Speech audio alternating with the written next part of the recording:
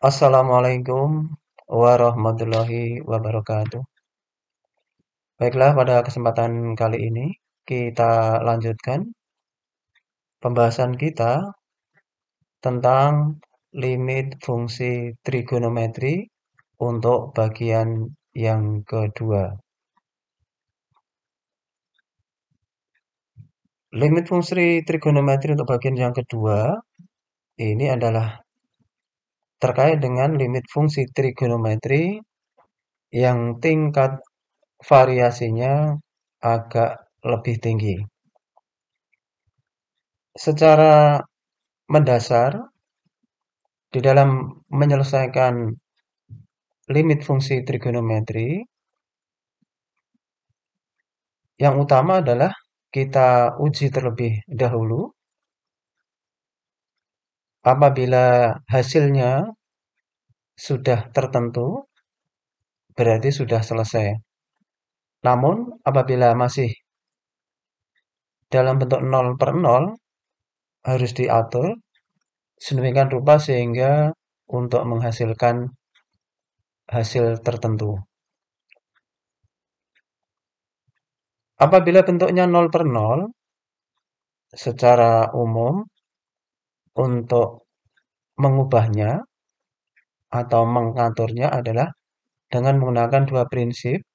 Yang pertama, yaitu menggunakan metode pemfaktoran. Hal ini dilakukan apabila ada bentuk aljabar di mana bentuknya bukan bentuk linier, tetapi bentuk kuadrat, bentuk pangkat 3, dan seterusnya. Ini biasanya difaktorkan. Jadi yang pertama adalah menggunakan metode pemfaktoran. Kemudian yang kedua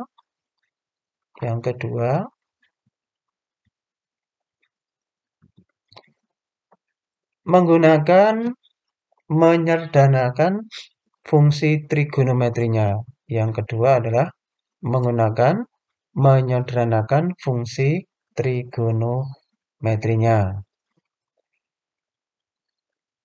Dari limit fungsi trigonometri yang pertama, sudah kita ketahui bahwa untuk menyelesaikan limit fungsi trigonometri, bentuknya diatur ke dalam ada aljabar, ada sinus, ada tangen.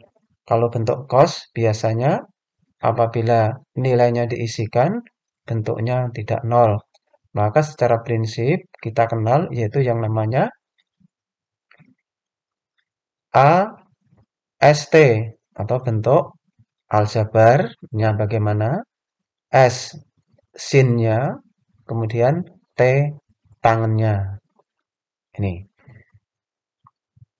Secara lebih detail nanti bisa kita lihat untuk contohnya. Namun yang perlu kita kuasai dengan baik memang rumus-rumus trigonometri yang agak begitu banyak. Ya, di dalam hal ini nanti secara bertahap untuk identitas trigonometri atau rumus-rumus trigonometri, baik rumus jumlah, kemudian rumus selisih, ya, terus rumus jumlah cos, rumus selisih cos, dan seterusnya bisa dilihat di dalam modul kita. Untuk rangkuman rumus-rumus trigonometri, ya, identitas trigonometri ini juga ada tadi, perlu kita lihat dengan baik supaya nanti di dalam penggunaan atau penyelesaian soal-soal kita tidak ada hambatan. Baiklah, nanti kita untuk lebih memahami, lebih menguasai, akan kita lihat contoh soal dan sekaligus pembahasannya. Baik, kita perhatikan ini ada pembahasan untuk soal yang pertama. yaitu soalnya adalah limit X mendekati 2 dari sin X min 2 per X kuadrat min 4. Ini kalau kita uji bentuknya 0 per 0. Coba kita perhatikan. 2 kita isikan di sini, berarti kan 2 dikurangi 2. 2 dikurangi 2, 0. Sin 0 kan? 0. Berarti pembilangnya 0. Angka 2 kita isikan ke penyebut, berarti nanti diisikan di sini kan 2 kuadrat, 4. 4 kurangi 4, 0. Berarti angka 2 ini kalau diisikan langsung, maka bentuknya 0 per 0. Ini bukan hasil, bukan jawaban. Harus diatur, dikondisikan, sehingga menghasilkan bentuk tertentu. Nah, ini pembahasannya. Bisa kita lihat. Baik, kita cermati untuk pembahasannya. Ini yang pembilang tetap sin X min 2. Kemudian yang penyebut ini ya, difaktorkan. Lah ya tadi ya. Jadi kalau bentuknya pangkat 2 atau kuadrat maka difaktorkan. Ini. Jadi X kuadrat min 4 ini kalau difaktorkan menjadi ini, X min 2 dikali X plus 2. Kemudian setelah bentuknya seperti ini, ya, kita atur. Ya, di sini ada sin X min 2, ini ada X min 2. Ya, berdasarkan teorema yang kemarin, ya, ini X min 2, ini X min 2. Sin per aljabar, berarti ini nanti nilainya 1 ini. Nilainya 1. Loh, ini nilainya 1. Ya, menurut sifat limit, ini dipisahkan tersendiri. Ya, jadi yang ini tadi, ya. Nah, limit X mendekati 2, sin X min 2 per X min 2. Ya, kali. Nah, yang ini tadi kan belum. Yang ini tadi belum. Berarti limit X mendekati 2. Ya, ini. Ya, 1 per X plus 2. Yang ini nilainya 1. Kemudian yang sebelah kanan ini diganti. X-nya diganti 2. Ya, X-nya diganti 2. Maka kita dapatkan di sini 1, ini 1, kemudian X-nya ini diganti 2 ini ya. Jadi 1 per, ini harusnya 2 ini. 2 plus 2. Jadi ini 1 dikali 1 per 4. Ini harusnya. Berarti hasilnya 1/4. Baik, kita tulis untuk pembetulannya di sini. Ya, baik. Ini pembetulannya kita tulis di sini. Jadi yang tadi ini salah ini. Yang tadi ini salah. Jadi kita betulkan. Jadi 1. Ini nilainya 1 kita tulis di sini. Kemudian ini 2-nya kita isikan di sini. 2-nya kita isikan di sini. Berarti 1 per 2 tambah 2. Jadinya 1/4.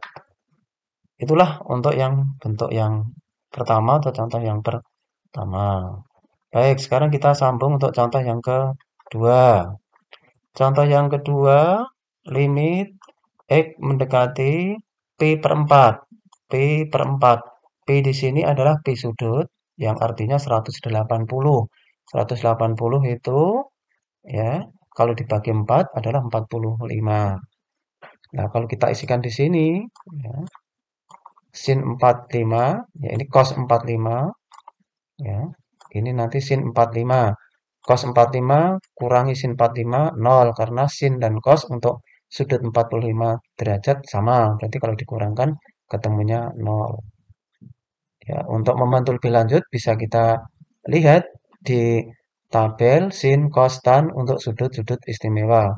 Ini sangat penting untuk membahas dan menghitung limit fungsi trigonometri. Kemudian yang tadi P per 4 atau 45 diisikan di sini. Berarti 2 kali 45, 90. Cos 90, 0. Berarti kan tadi 0 per 0. Berarti kalau 0 per 0 bukan hasil. Tetapi harus diubah sehingga tidak 0 per 0. Kemudian untuk pembahasannya seperti ini. Jadi ini tadi termasuk yang kedua. Ya. disederhanakan untuk bentuk trigonometrinya. Oke, pembilangnya tetap cos X min sin X. Ini cos 2X. Nah, menurut rumus yang ada, cos 2X itu adalah istilah lainnya cos kuadrat X min sin kuadrat X. Nah, ini kita uraikan.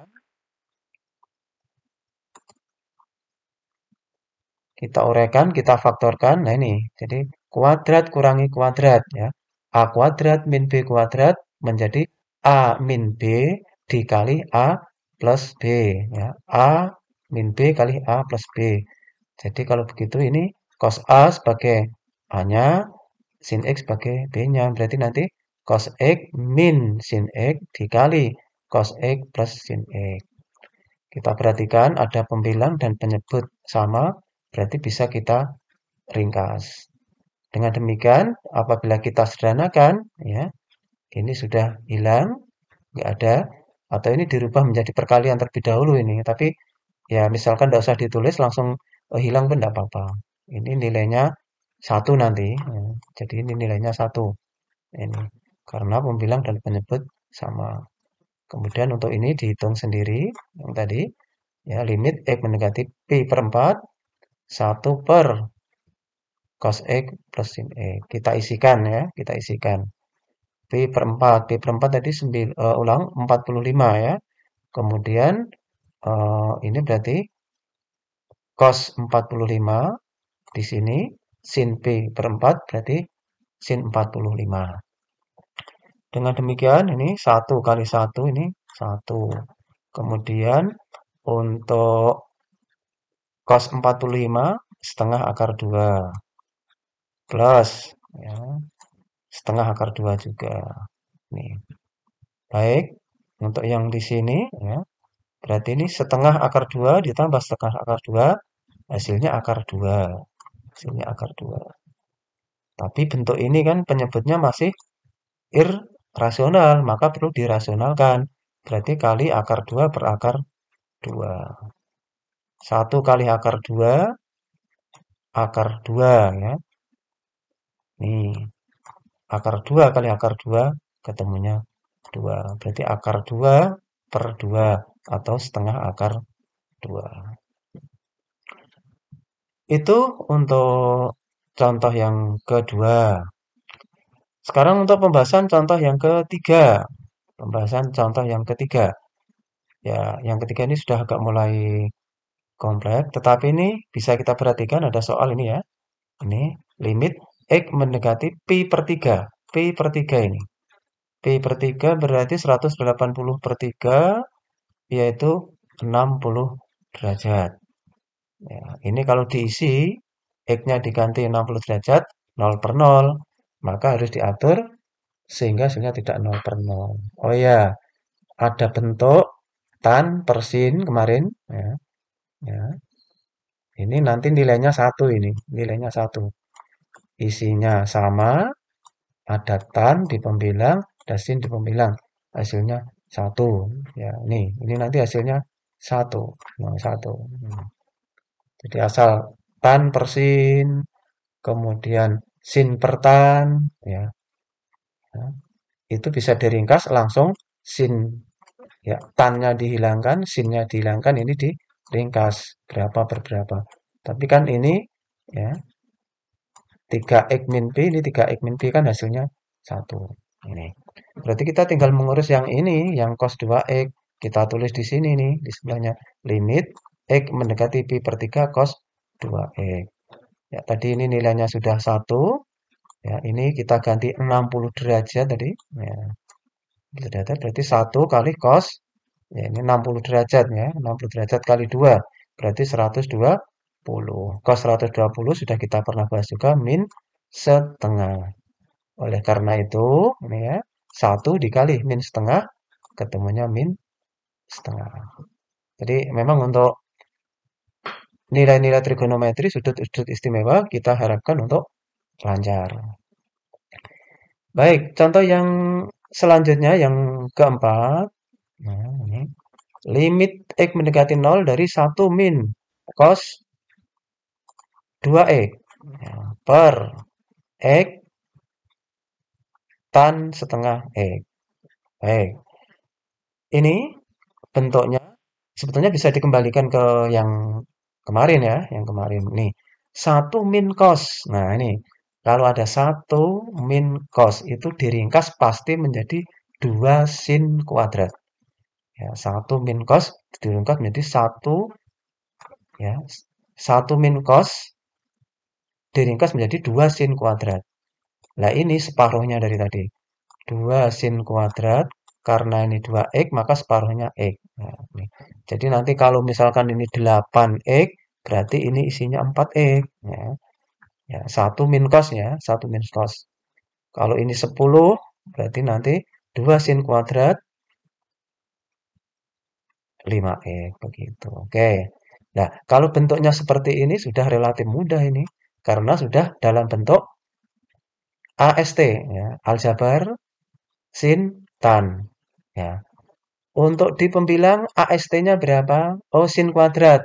Berarti 2. Untuk di penyebut, ya, AST-nya berapa? 2 juga, karena ini aljabar, kemudian ini trigonometri. Berarti antara pembilang dan penyebut AST-nya sama. Berarti ini cara mengerjakannya langsung cepat bisa ini. Ya, berarti aljabar dihilangkan, sin dicoret, tan juga dicoret. Berarti cara pengerjaan cepatnya, kalau ini biasa ya, cara pengerjaan biasa. Nah, ini kita tampilkan yang cepat. Jadi dengan cara menghilangkan aja. Menghilangkan aja. Jadi ini ya, sin dihilangkan, X dihilangkan.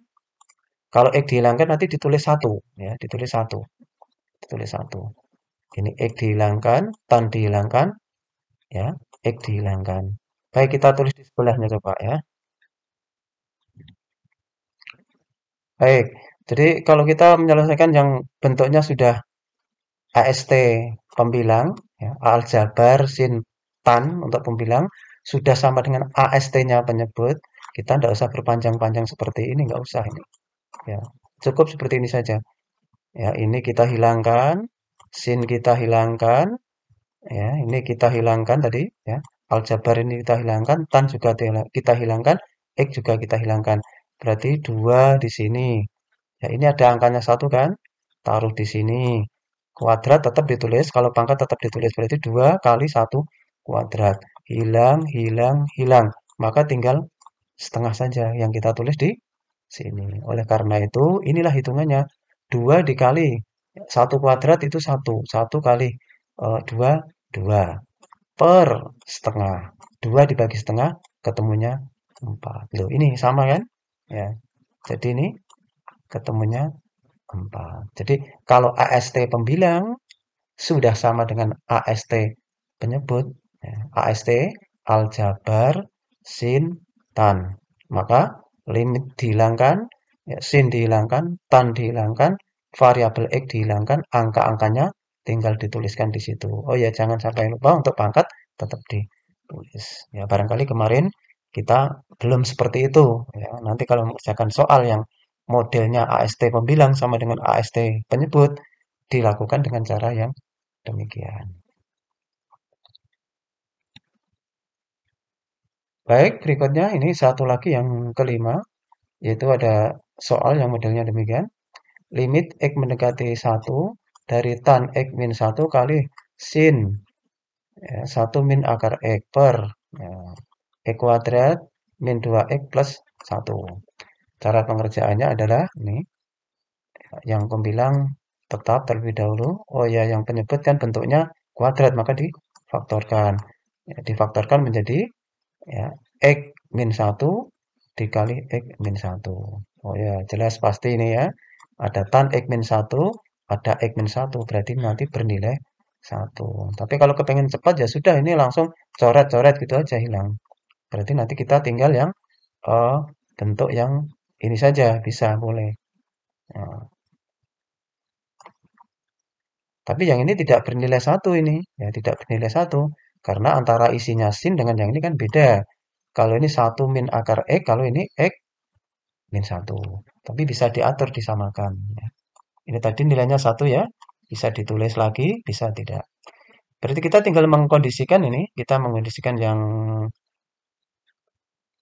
ini menjadi supaya ada yang sama dengan itu. Ini kita atur menjadi seperti ini ya. Ya, ini X min 1 ini kan bisa istilahnya akar X kuadrat min 1 kuadrat. Ya, A kuadrat min B kuadrat bisa dipecah menjadi A min B kali A plus B. Maka ini diuraikan menjadi seperti ini. Nah, kalau seperti itu, berarti ini nanti nilainya 1. Karena dalamnya sin dan ada aljabar yang sama, berarti nilainya 1. Berarti yang ini. Berarti nanti kita tinggal punya bentuk yang ini saja, min. Oh ya, minnya dituliskan di depan, kemudian akar X plus 1. Karena X-nya 1, maka akar X menjadi akar 1 plus 1. Ya, jadilah min setengah. Jadi itu untuk limit fungsi trigonometri yang kedua, yaitu yang mengandung variasi. Namun yang paling penting biasanya itu adalah kalau ada AST sama dan pembilang dan penyebut, maka dia tinggal menghilangkan sin, cos, ulang ya, sin, tan, kemudian tinggal mengambil angka-angkanya. Baik, kita rasa itu untuk pembahasan materi inti kita, limit trigonometri bagian yang kedua. Untuk soal-soal nanti bisa kita eksplorasi, jika ada kendala bisa kita komunikasikan. Demikian dan sekian, sekian, terima kasih. Assalamualaikum warahmatullahi wabarakatuh.